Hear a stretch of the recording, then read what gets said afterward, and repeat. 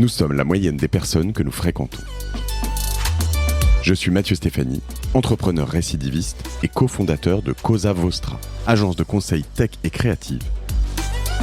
Avec Génération Do It Yourself, je vous propose de rencontrer ensemble des entrepreneurs, sportifs ou artistes qui vont littéralement faire exploser notre moyenne.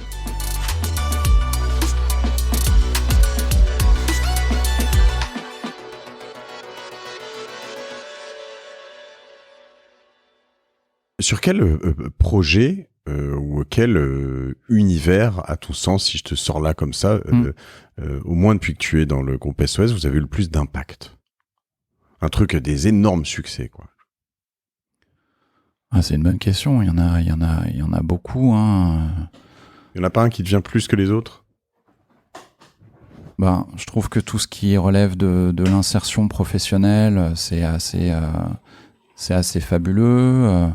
Mais tu vois, j'étais dans un centre d'hébergement d'urgence pour femmes en situation de précarité il n'y a pas très longtemps, et je trouve ça extraordinaire. En plus, il y avait une cinquantaine de places, je crois. Il y avait une dizaine de filles qui ont assisté à l'ensemble de la réunion, qui étaient là, qui m'ont suivi pendant la visite. Enfin, et donc ces filles-là qui étaient à la rue, qui sont des jeunes majeurs en général, et on leur donne un toit, et là on commence à réfléchir avec elles sur la question de comment trouver un boulot, et là demain matin je vais passer un peu de temps avec l'équipe et certaines d'entre elles pour voir justement comment je peux mobiliser mon réseau sur LinkedIn pour qu'elles trouvent un job.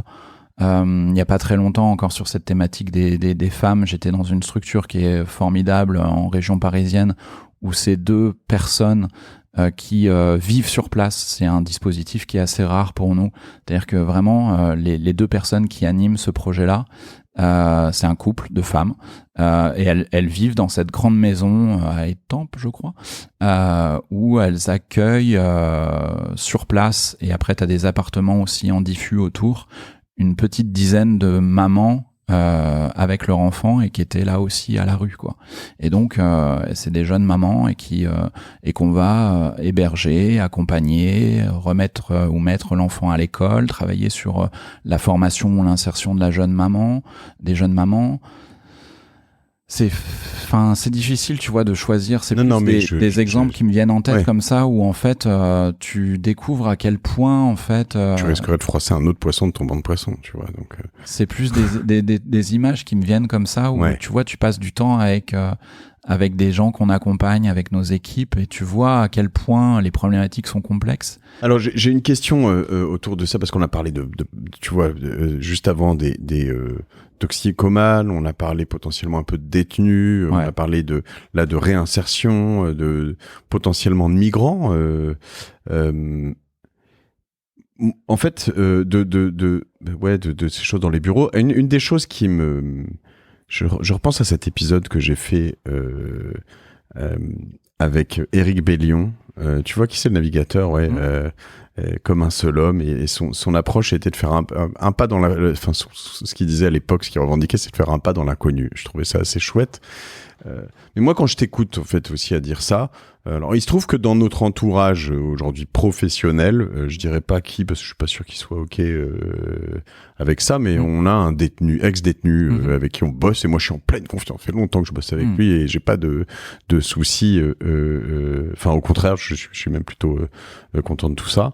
Mais il se trouve que je l'ai appris un peu au hasard des choses plus tard. Ça m'a pas étonné d'ailleurs, mais c'est assez vertigineux. Je veux dire, moi, dans l'idée, je trouve ça super cool de me dire, ok, comment moi, quand tu dis, je vais voir avec ces jeunes femmes majeures, comment je peux les intégrer dans une entreprise, j'aurais envie de dire, allez, vas-y, viens, on voit, tu vois. Mais ça, en fait, ça fait peur aussi. Moi, je voudrais juste aborder cette notion de peur avec toutes ces personnes. Quand t'as fait de la prison, quand t'as été toxico, quand t'as été à la rue, quand t'as été, la mettre dans un environnement comme Cosa Vostra, comme je sais pas moi, EDF, EY, Société Générale, peu importe, au milieu de gens qui, t'as une peur du rejet, t'as une peur je vais te dire, du vol, des fights, de la différence. Et en fait, je vais aller jusqu'au bout et j'ai cette petite musique en moi qui me fait penser que j'ai géré suffisamment ou créé suffisamment de communautés. Dans mon premier job, notamment, ma première boîte, on recevait des photos et des vidéos d'amateurs et on les revendait à la presse. Et une des premières préoccupations qu'on avait était de vérifier que les gens nous mentaient pas, essayaient pas de faire, etc. Et on était complètement parano là-dessus. Et on avait raison, puisque évidemment, il suffit d'un faux, d'un fail pour. Puis généralement, on ne banane pas sur un petit truc, on banane sur un énorme truc. Il faut quand même tout bien vérifier. Tout le temps, c'était le cœur de métier.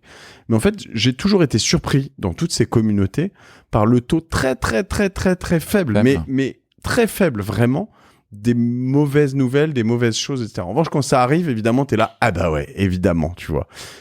Donc, j'ai plusieurs questions dans tout ce que je viens de te dire. C'est comment est-ce que vous faites? Qu'est-ce que t'as appris là-dedans? Comment on peut? Et deux, est-ce que en vrai, c'est juste une crainte, mais qui se vérifie pas tant que ça? C'est assez large comme question. Ouais, c'est large. Puis ça dépend, mais je pense qu'effectivement, la peur, elle est toujours là. Après... tant qu'on n'a pas vécu une situation, je pense que l'être humain est fait comme ça, hein, c'est-à-dire qu'il va toujours plutôt voir tout ce qui peut lui arriver de négatif. Hein, je pense que on vient de là aussi. Hein, je pense que il y a très très longtemps, quand on vivait en petit groupe, petite tribu, il valait mieux être attentif à ce qui nous entourait et au moindre petit danger qui pouvait devenir très très grave. Donc je pense qu'on vient de là et que en fait. Garder sa massue pas longue. Bah ouais. Non, mais je pense qu'il y a forcément un peu de ça. Donc maintenant. Aujourd'hui, c'est encore là, et dès qu'il y a quelque chose qui nous sort un peu de notre zone de confort ou qu'on va rencontrer des gens qui sont différents de ceux qu'on côtoie habituellement, eh ben il y a la peur, elle est là. Donc je pense que la seule façon de soigner ça entre guillemets, c'est effectivement de passer du temps avec des gens différents. Même moi, je savais pas forcément.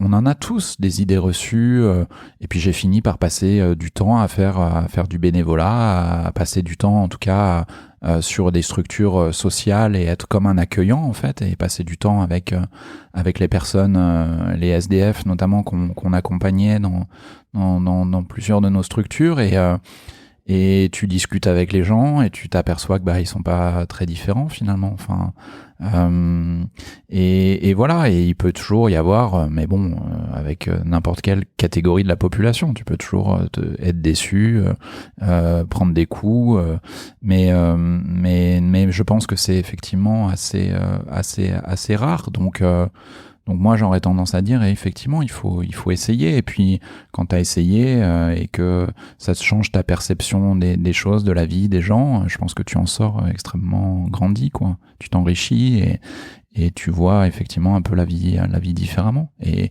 je pense que là aussi, on a besoin de ça. On a besoin qu'il y ait plus de bienveillance pour ces personnes qui sont parfois un peu en marge de la société et qu'on finit par ne plus regarder. C'est quand même terrible à Paris, toutes ces personnes qui dorment dehors. Enfin, on fait comme si elles n'existaient pas. Moi, il y a un fait qui m'avait particulièrement marqué début d'année 2022.